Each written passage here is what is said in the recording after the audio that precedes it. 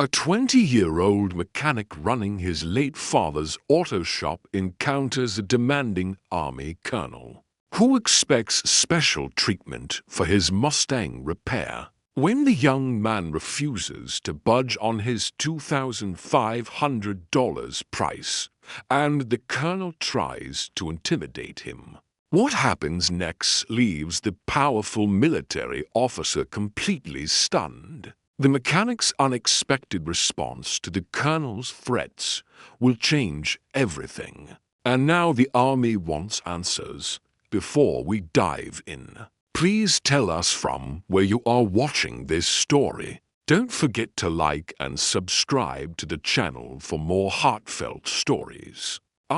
Jake Thompson had inherited Taylor's automotive from his father 2 years ago, when he was just 18. At 20, he was determined to keep his dad's legacy alive, maintaining the small workshop's reputation for honest work and fair prices in the quiet town outside Fort Campbell, Kentucky. On a Tuesday morning in October, a gleaming black Ford Mustang GT roared into the shop's lot. The driver, a tall man in his 40s with a military haircut and expensive watch, stepped out as if he owned the place. "I need to speak with the owner," the man announced, his voice carrying the authority of someone accustomed to being obeyed. Not some kid. Jake wiped his oil-stained hands on a rag, looking up from the engine he'd been working on. "You're speaking with him, sir. I'm Jake Thompson, owner and head mechanic. What seems to be the problem with your Mustang?" The man's eyebrows shot up in surprise. "You're the owner? How old are you, son? Old enough to run this business and fix your car properly?" Jake replied evenly. "What's the issue?" The man straightened his posture. "Colonel Richard Brooks. The car's making strange noises, and the steering feels off. I need this fixed by tomorrow. I have an important meeting with the base commander." Jake examined the vehicle for over an hour while Colonel Brooks paced nearby, making loud phone calls and checking his expensive watch repeatedly. The diagnosis wasn't good. The power steering pump was shot, and there were dangerous issues with the front suspension. "It'll take at least 2 days to get the parts and do this repair safely," Jake explained. "This isn't something I can rush without compromising safety standards." Brooks' face darkened. "I don't think you understand who you're dealing with, kid. I handle procurement contracts for vehicle maintenance at Fort Campbell. A smart business owner would recognize an opportunity when it presents itself." The implication hung heavy in the air. Jake felt his jaw tighten. This was exactly the kind of pressure his father had taught him to resist. "I understand perfectly, Colonel, but I won't compromise on safety, regardless of who's asking." Brooks laughed coldly. "Other shops would kill for this kind of connection. Maybe they'd be a better fit for someone who understands how business really works. Then maybe you should try them." "Sir," Jake replied, meeting the colonel's glare directly after calling for a ride. Brooks left with a parting shot. "Fine. Do the repair properly, but don't expect any favors from Fort Campbell." 2 days later, Jake completed the work. The bill came to $2,500, fair market rate for parts and labor. When Brooks returned to collect his car, he exploded. $2,500? That's highway robbery, he shouted in the customer area, drawing stares from other patrons. "I know what these parts cost. You're marking them up 300%. Jake calmly showed him the itemized bill, comparing their prices to 3 other local shops and even the dealership. Their markup was actually below industry average. But Brooks wasn't interested in facts. "I'll pay 1,500, tops. That's more than generous for shoddy work from some kid playing mechanic." When Jake refused to budge, Brooks pulled out his phone. "You know what? I was going to recommend your little shop for our maintenance contracts. That would have been 100,000 annually. Instead, I'll be reporting this price gouging." Jake's assistant Marcus watched nervously from behind the counter. The young man swallowed his pride and offered a 10% military discount, bringing the total to $2,250. Brooks grudgingly paid but promised, "This isn't over, kid." A week later, Jake received a call requesting quotes for base maintenance work. Excited about the potential breakthrough his struggling business desperately needed, he submitted a competitive bid. 3 days later, a curt email arrived. Taylor's Automotive had been disqualified due to concerns about pricing ethics and service quality. The email was copied to Colonel Brooks.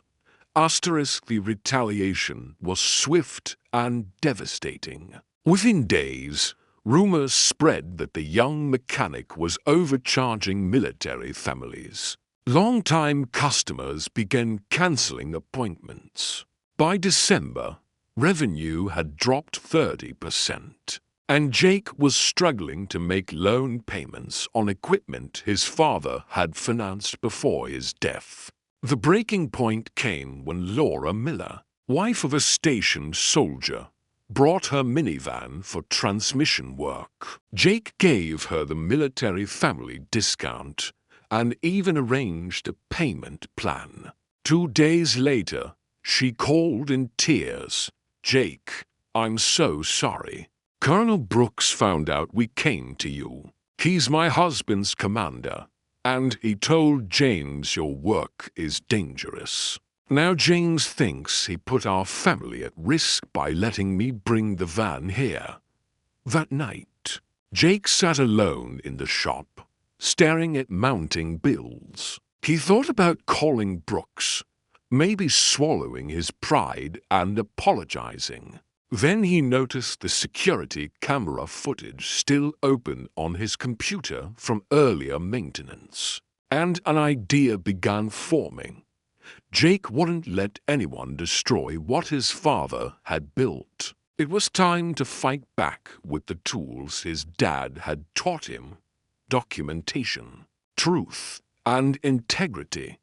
He began collecting everything: repair records, parts invoices, surveillance footage showing the Mustang's condition on Rival, and detailed price comparisons proving their fairness.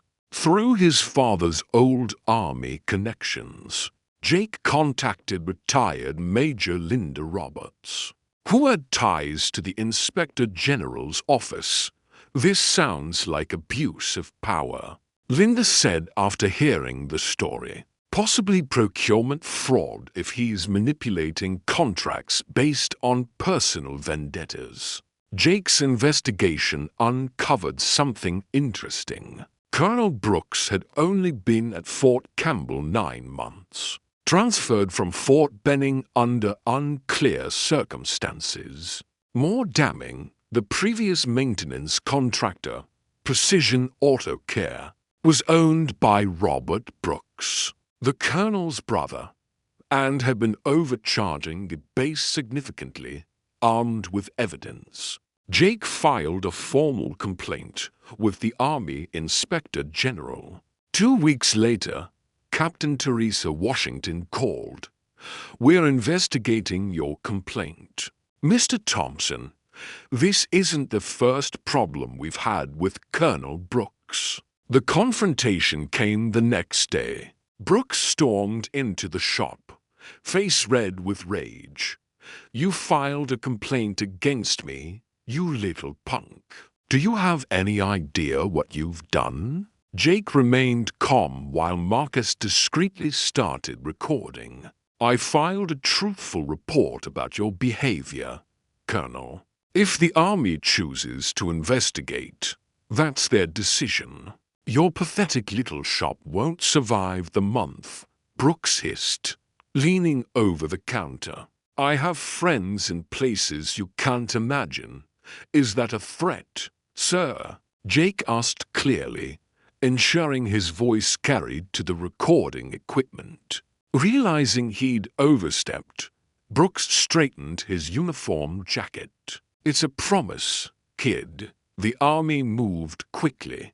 Within 3 weeks, Jake found himself in a conference room at Fort Campbell headquarters, facing Brigadier General Thomas Hayes, investigators, and Army audit officials. Colonel Brooks sat across from him with a military lawyer. General Hayes addressed Jake directly. "Mr. Thompson, we owe you an apology. After thorough investigation, we've confirmed Colonel Brooks abused his position to retaliate against your business. After you refused to give him preferential treatment, the evidence was damning. Brooks had steered contracts worth $145,000 to his brother's overpriced company, spread false information about Jake's business, and had a pattern of similar behavior from his previous assignment, Colonel Brooks. You are immediately relieved of procurement duties," the general announced. "Further disciplinary action will follow," as Brooks was escorted out. General Hayes slid a folder to Jake. "This is a new maintenance contract solicitation. We encourage you to bid. The process will be overseen directly by my office to ensure complete fairness." 6 months later, Taylor's Automotive was thriving with the military contract and civilian customers drawn by their transparency policy. Jake had hired additional mechanics, including Laura's husband James when he returned from deployment. The vehicle maintenance facility was renamed the Integrity Center.